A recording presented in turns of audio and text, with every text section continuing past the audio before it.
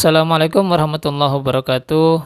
Sobat, konflik antara Yahudi dan juga Muslim di Palestina sampai hari ini masih saja berlangsung. Dan kita lihat bahwa konflik ini dengan keadaan dunia sekarang sangat sulit sekali untuk diselesaikan. Usulan yang paling sering diberikan kepada konflik yang terjadi antara Yahudi dan Muslim Palestina ini adalah usulan dua negara. Sebenarnya kalau kita ingin melihat sejarahnya, usulan dua negara ini bukanlah sesuatu solusi yang baru-baru ini saja diusulkan. Tapi solusi ini sudah lama sekali diusulkan dan memang sampai hari ini solusi dua negara ini tidak dapat diterapkan. Baik dari Muslim Palestina sendiri yang menolak, maupun sebenarnya orang-orang Yahudi pun tidak setuju dengan usulan ini karena tidak sesuai dengan konsep mereka untuk hidup berdampingan dengan Muslim Palestina. Kalau kita lihat sejarahnya, sebenarnya usulan solusi dua negara ini ada ketika setelah Perang Dunia Kedua. Pada awalnya ketika Perang Dunia Pertama pada tahun 1917 dengan kemenangan Inggris, maka pada saat itu Menteri Luar Negeri Inggris atau Perdana Menteri Inggris Arthur Balfour memberikan deklarasi dan mengizinkan untuk Zionis Yahudi pergi atau tinggal di Palestina karena pada saat itu Inggrislah pemenang Perang Dunia Pertama. Mengapa Perdana Menteri Inggris ini mengizinkan Yahudi untuk ke Palestina? Karena penyokong dana Perang Dunia Pertama adalah Lord Rothschild, yaitu seorang bankir Yahudi yang mendanai atau mensponsori Inggris dalam Perang Dunia Pertama dan akhirnya Inggris memenangkan peperangan.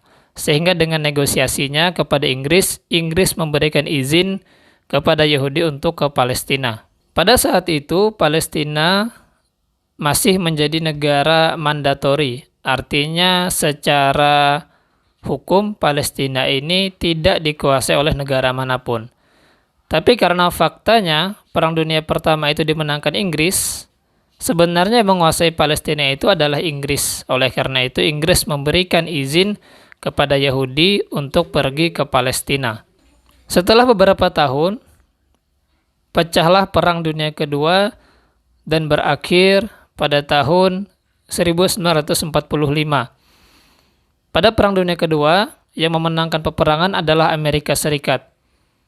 Dan pada saat itu, Amerika Serikat sebagai pemenang perang memiliki kekuasaan untuk mengatur bagaimana keadaan Palestina. Oleh karena itu, pada tahun 1947, Amerika mengusulkan agar Yahudi dan juga Muslim Palestina hidup berdampingan dengan solusi dua negara. Setelah itu, tahun 1948, diresmikanlah atau merdekalah negara Yahudi dengan legitimasi dari PBB. Jadi itulah sejarah bagaimana solusi dua negara sebenarnya sudah ada sejak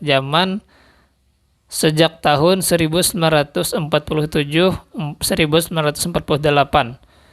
Nah, dan sampai hari ini ternyata solusi ini tidak dapat diterapkan. Karena apa? Karena memang sebenarnya Muslim Palestina sendiri dan juga Muslim ya seluruh dunia itu menolak solusi ini.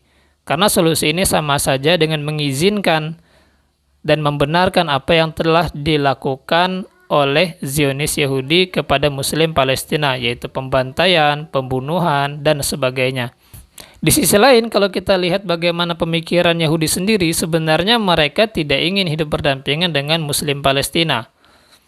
Jadi kalau kita lihat, sebenarnya Muslim Palestina menolak solusi ini, Yahudi pun menolak solusi ini. Dan solusi ini hanya diusulkan oleh PBB, kemudian diikuti negara-negara Eropa, dan pada hari ini diikuti penguasa-penguasa Muslim yang mereka memang menjadi boneka barat pada hari ini.